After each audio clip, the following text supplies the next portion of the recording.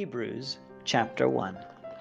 In the past, God spoke to our forefathers through the prophets, at many times in his various ways, but in the last days he has spoken to us by his own Son, whom he appointed heir of all things, and through him he made the universe. The Son is the radiance of God's glory and the exact representation of his being, sustaining all things by his powerful words. After he had provided purification for sins, he sat down at the right hand of the Majesty in heaven. So he became as much superior to the angels as to the name he had inherited is superior to theirs. Okay, so the first chapter of Hebrews generally seems to focus on trying to show that Jesus is much superior and greater and more powerful and better than the angels. Because this was a problem. I mean, to us it doesn't seem like an issue because we don't think of it that way. But to many of the Jews back then, they kind of saw Jesus as possibly, because many of them didn't think he was the Son of God, right? And they saw Jesus kind of like a minor character, like maybe just a strong angel. They didn't see him as the Son of God. And the writer of Hebrews is trying to make sure that they understand that Jesus is greater than the angels. Okay, so he talks about their forefathers, so we know that the people he's talking to, the audience he's talking to, are people who were Jews. Now they are believers and Christians, but at one time they were Jews because it talks about our forefathers.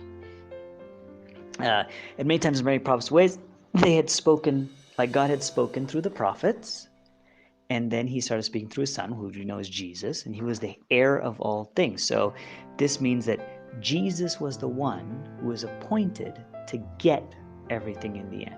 So the heir is the person that gets all your things after you pass away. Well, God doesn't pass away because God is eternal, but Jesus was the one who will get everything. He is the one who God will give everything to. And you can see that in other places of the Bible, that Jesus is the one that God has made everything for in his own way. And Jesus is the one, we're even going to talk about this, right here. So Jesus is the one that's going to get everything in the end. And he was the one that all things were created through. Okay, so he's going to get everything of God's. And Jesus was the one who made everything, or through Jesus, everything was made. He is the radiance of God's glory. So when you look upon Jesus, you're seeing God's glory, the exact representation, which means he is the same as God, the very same thing, and he sustained all things by his powerful word. So it means it's Jesus who, through what he speaks, through what he says, has made it so that the world has a chance to be saved, that the world can be saved. And that's very true. It's through the teachings of Jesus that we get a chance to be saved. And he continues, he says, after he provided purification for sins. So this is the crucifixion. So after Jesus purified us all by his crucifixion, then he sat down at the right hand of the Majesty. So after Jesus finished his work on earth, and purified us and gave us salvation, then he went back to be with God in heaven. And because of that, like Jesus is the heir of God. So he is God because he's the exact same thing as God. So the title that he has received, which is the title of God, obviously, that makes him superior to the angels. Because to the angels, angels, no big deal. I mean, they are just angels. They're not greater than angels. But that's the point. God is trying to say that Jesus is higher than the angels in this section. For which of the angels did God ever say this? So he's going to compare now angels to Jesus so that we can choose which is the one that is really superior. Okay, so he says, to which angel did he ever say, you are my son, today I've become your father? Well, to no angels. He never said that to angels that they were his children. Angels were things that he created. They're beings that have been created. They are not superior to Jesus. They're not equal to God. But to Jesus, he did say that. And if you look at Psalms 2:7, you're going to see where God is talking to Jesus, and he says that, you are my son, and today I have become your father. And the same thing, it's going to happen in 2 Samuel 7:14. Now, if we look at those places, it's not always clear, but the author of Hebrews is trying to make it clear to us that, look, all these passages were talking about Jesus, because Jesus is the one that is the Son of God. Now, in verse 6, and again, when God brings his firstborn in the world, he says, now we quote from the Old Testament, again, because a lot of these are really good Old Testament quotations. Let all God's angels worship him. So who are God's angels supposed to worship? Jesus. Now, this is a very interesting passage. And why this passage is interesting is because this particular wording, let all God's angels worship him, is only found in the Greek Old Testament, so the LXX, the Septuagint, the Greek Old Testament. So many people thought, this must be something that the Greeks, when they translated it, when the Jewish people who were writing in Greek, when they translated it, they must have made a mistake. But here's the fascinating thing. This is actually in the original as well. Because when we finally discovered the Dead Sea Scrolls, for years people thought this was only a Greek mistranslation.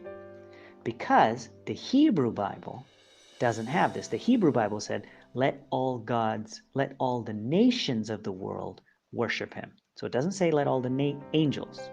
Okay, because if it said all the angels, then it means that whoever this Messiah is greater than the angels. But it looks like some person in Jewish history has changed this a little to say that. Because when they unearthed the Dead Sea Scrolls, they found an old original, which is before the Hebrew Bible, which is before anything else. The original in the Dead Sea Scrolls says, let all God's angels worship him. And it's very fascinating. We can see that. Sadly enough, very few translations have chosen to go this way. NRSV has, CEV has, a little bit. They haven't gone fully. They kind of changed it, but not all the way. But the two that have really done a good job on this is the REB and the ESV. They have translated it like they're supposed to, and said the exact words that were in the Old Testament. Very cool stuff. Kind of shows that sometimes the Greek New Testament that the apostles and Jesus used was closer to the original than the one we have. But that's not a big point. It's a very small difference. Anyway, continuing on. And the nice thing about this is, even if we don't get that one very clearly in our English Bibles or in the Hebrew Bible, the author of Hebrews has given us more and more and more evidence. And that's one of the things I want to say. Sometimes you'll see how different translations say something different. It doesn't mean you're missing anything. So you don't have to worry, oh, wait, my translation doesn't say that. Because anything that God talks about, even if in one place it's not super clear or one translation didn't make it very clear, there are always other places that are very clear. Okay, verse 7. So in speaking of the angels, so in verse 6 we talked about God speaking about Jesus. In verse 7, it's God speaking about the angels. And he says this, he makes his angels winds, his servants flames of fire. So he is saying, God is saying that his angels are like wind, they can go everywhere. His servants are like flames of fire, and this means that they are powerful, right?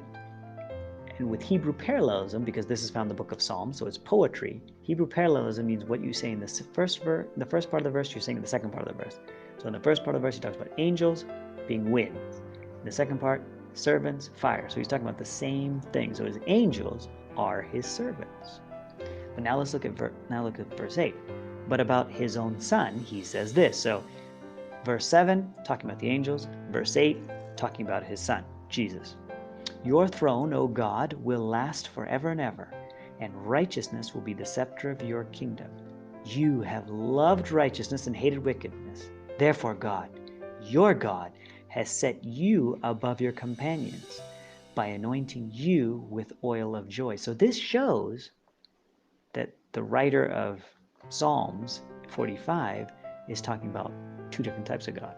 He's talking about God and your God. And one is Yahweh, and the other is Jesus. Now, the Jews didn't understand it, but the New Testament Christians, they did understand it.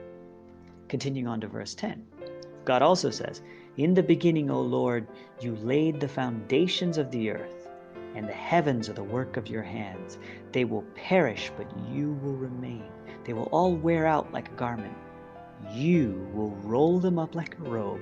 Like a garment, they will be changed, but you will remain the same, and your years will never change. So God is talking about Jesus, that Jesus was there from the creation. You know, he doesn't age.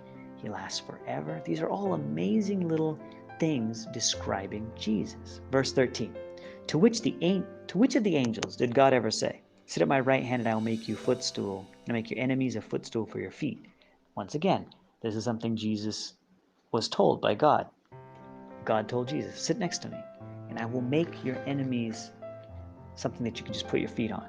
Like I will make your enemies weaker than you. I'll make your enemies defeated by you. God never said that to angels, because they're angels. They're his servants. They're not his son. But he said that to Jesus because Jesus was his son.